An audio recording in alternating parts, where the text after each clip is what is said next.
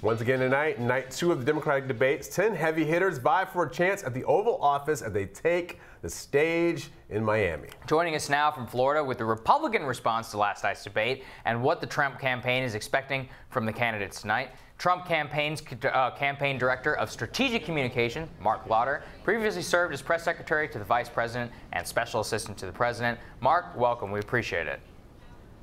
Well, thanks for having me. All right, Marc, so what's the top line takeaway for the Trump campaign from last night? Well, I think clearly the biggest winner in the Democrat debate last night was President Donald Trump. Every time the Democrats started talking about their policies, their extreme radical policies, more and more Americans saw that they need to choose Donald Trump for re-election in 2020. A close second, though, I think, was Mitch McConnell. Yeah, I thought it was interesting. Are you surprised that the president wasn't mentioned more on the stage? Mitch McConnell was the one that they seemed to be coming after, and not President Trump. Well, obviously, I think each of those candidates decided to put what they thought was their best foot forward. So what we saw was tax increases, no restrictions on taxpayer-funded abortion, $93 trillion wasted on the Green New Deal, and things that will take our economy and our country in the wrong direction. So, Marc, I saw that you guys, this is Jamal Simmons, I saw you guys put in some newspapers down there, some big full-page ads for the president. Does that mean that you're worried about the Democrats? You're worried about Donald Trump being left out of the debate and you can't take a few minutes? You really want to insert him into the conversation right now and not leave it to the Democrats?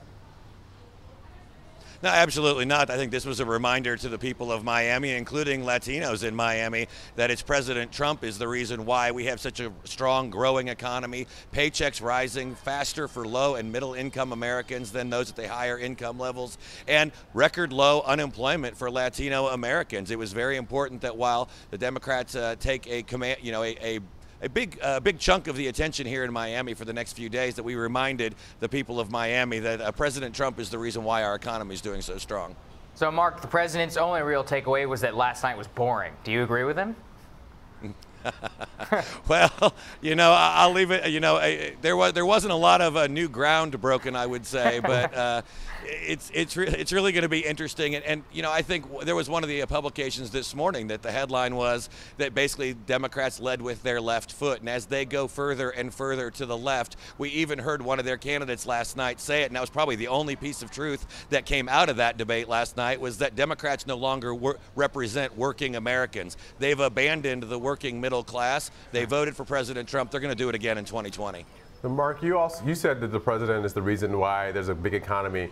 The president's also the reason why there are kids in these shelters who don't have toothpaste and blankets.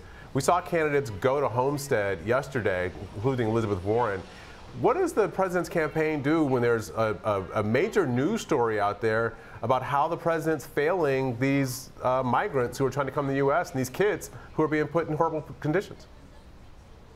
Well, first off, I would tell you it's absolutely wrong, dead wrong, that this is a problem that was created by President Trump. In fact, that Homestead facility that you mentioned was opened and built under President Obama. And go back to 2014, 2016, when President Obama then was talking about to the people of Central America not to bring their kids up here. It's dangerous, and if you make it, we're going to send you back. He talked about the humanitarian crisis coming from people from Central America coming up to the United States. And just like under President Trump, President Obama talked about the need to reform the laws, asked Congress to do it, and just like with President Trump, Congress is doing nothing.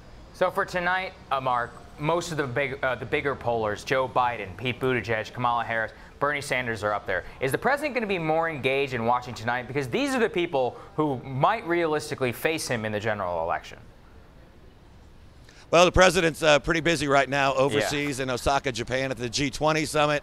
And obviously, the time difference there, so I can't really tell you what the president will be doing during the debate. But I think what we're going to see again is the same thing we saw last night. And if it's anything like we saw last night, it's going to be another 2-hour infomercial on behalf of the re-election of President Trump, so much so that the DNC should list it as an in-kind contribution to our campaign. So you mentioned contributions. You guys are raising a big ton of money. Yeah. How are you spending all this money while the Democrats are in the middle of this big fight for the next 6 months? Well, right now the president's campaign is Yeah, the president's campaign is investing in the resources that are going to put him over the top next November. We're putting staff and key people in targeted states. We're obviously increasing our grassroots effort. Just earlier this week, you had the vice president down here launching the Latinos for Trump coalition, and they're going out already talking to Latino Americans about why it is important to re-elect President Trump. We're doing all those things that we can do because we're focused on an election next November, not primaries that begin in 7 months. Final question for you, Mark. How much money did you guys raise last night off of the Democratic debate? I don't know the specific numbers, but I can tell you between the Orlando kickoff last week and earlier in the day yesterday, it was a eye-popping $36 million, wow, which I believe is more than most of the other candidates on the other side combined. That's quite something. You got a big war chest there. Thanks for joining us, Mark. Thanks for being here. Thank you. Next on Rising, another top official is accused of spreading anti-Trump rhetoric. Executive Vice President of Hill TV, John Solomon, details the allegations and how that same official has been linked to the unmasking of names that were supposed to be kept secret. And Illinois Congresswoman Jan Schakowsky is championing a new bill to increase drug pricing transparency. She tells us why this issue is so important to Medicare reform.